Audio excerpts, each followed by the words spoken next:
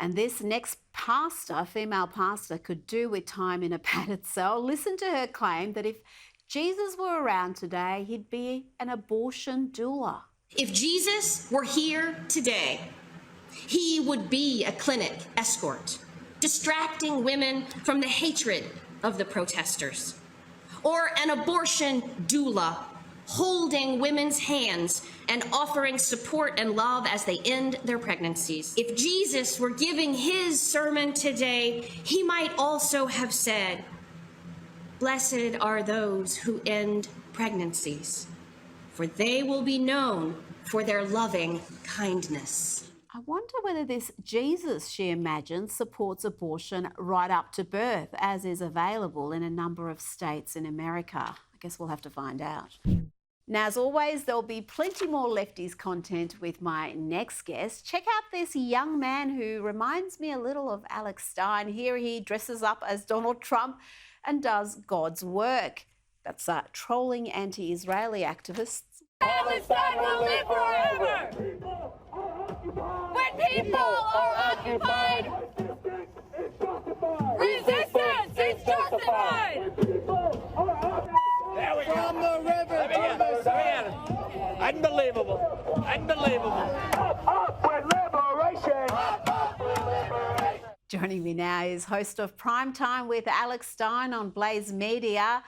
Alex, welcome back to the program. I'm sure you remember this exchange on CNN last month where a lefty panel berated Republican Congresswoman Nancy Mace because she apparently mispronounced Kamala Harris's name, and that made her racist. And Kamala Harris, if I were a man, You said I this will before. say Nancy anything that I Mace. want. It's Come on, Kamala. it's You're Kamala. doing this on purpose, I am Congresswoman. not. Disrespectful. Just a second. You can't expect people to If respect a your man put service on if a you don't skirt and respect walked hers. that stage 25 years ago, she You're a would have white said woman it. She would have disrespecting a taken black that woman. That is achievement away from problematic. women. Professor That's disgusting. That's the history and legacy of white disregard for the humanity of black people. Oh, so now you're calling me racist. I didn't say. I just said That you is weren't a BS. racist. That is complete No, you don't have BS. to intend racism to No, accomplish you are it. intending that I Your am disrespect racist, of Kamala and Harris. that- Incredible stuff. And leading the charge there against Mace was Michael Eric Dyson, Professor of African American Studies at Vanderbilt University. And yet Mace's supposedly racist commentary there did not stop this bloke from sliding into her DMs. Like to also enter into the record a screenshot of a text message I received from the esteemed professor from Vanderbilt, Michael Eric Dyson, after my CNN interview, begged me for photos. In this text, he says, after calling me racist on CNN, shh, don't tell anybody, we look good together, and sent me a kissy emoji. Without objection. Then the guy Order. says I'm gorgeous in all these photos. Alex, what is going on? I thought he was outraged about her white supremacy. Next minute, he's in her DMs calling her gorgeous. Well, he's a scholar, and they took this from a book called Rules for Radicals, written by Saul Alinsky, is where you accuse your opponent of doing what you're actually doing, which is being racist. When they make everything about race or gender, he's the actual racist. And the fact that he slid in Congresswoman Mace's DMs, that's not surprising. She's very attractive, but it shows you he's not very smart, because I think he's got probably a 0% chance with the Congresswoman whatsoever. So he's not only not very smart, he's also delusional, in my opinion. Yeah, delusional, definitely. Is why he would think she would be receptive to any sort of contact after he called her racist on television. I mean, it was incredible exchange. Now, First Lady Jill Biden, Dr. Jill, was seated at the head of the table at a presidential cabinet meeting. What is going on in your country, Alex? Who exactly is running the show there? What did you make of Dr. Jill's elevation at this cabinet meeting? To be honest, she probably earned it, for all of her hard work, putting Joe Biden on her back for basically his entire presidency. And, a lot of people think it's a conspiracy that Kamala Harris did some coup to make Joe Biden step down. That's not actually true.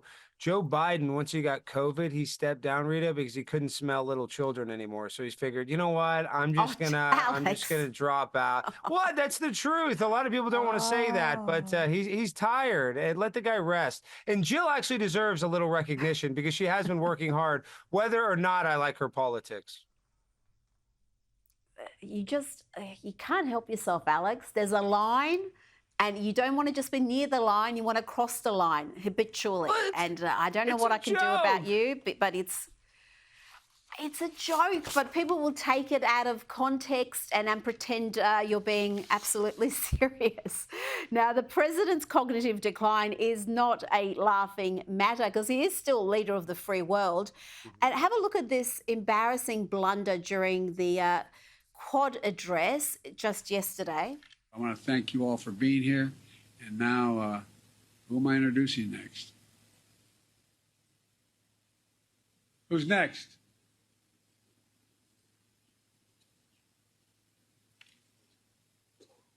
Distinguished guests, the Prime Minister of the Republic of India. Oh, dear God. Who's next? I mean, the meeting only had 3 other leaders there. Our Prime Minister, Anthony Albanese, was there, and you saw the 2 other leaders up on stage with Joe Biden, and he still couldn't remember what was happening, who was coming next, what their names were. It's sad, Alex. There's no other way to describe it. This is not how any country should be run. You're exactly right. And everybody knows that Joe Biden's not in charge. You can just tell by the effort that he's putting in. And sadly, that's probably the most assertive I've seen Joe Biden in his 4 years as president. And he's just quietly quit, whether he wants to admit it or not. He has quit on his presidency and he's quit on the American people. And I'm really worried because there could be some funny stuff that happens in this next election where we need a coherent president. And I think they're going to make him step down and let Kamala Harris be the president while she is, still campaigning. So it's going to be crazy here in America. There's going to be a big October surprise, and I think it'll be Joe Biden stepping down very soon. That would be fascinating, and it would be a fairly underhanded tactic, but certainly one that I think will be impactful if they have Kamala running essentially as the incumbent and give her the prestige of the presidency. And again, she'll get another wave of fantastic PR if she is installed as president, even if it's for a few weeks. So it'll be interesting to see if they try to pull that off. Now, Alex, this story from Citi Field is interesting. They reportedly banned a Trump supporter from entering the stadium to watch a baseball game until she removed her MAGA hat.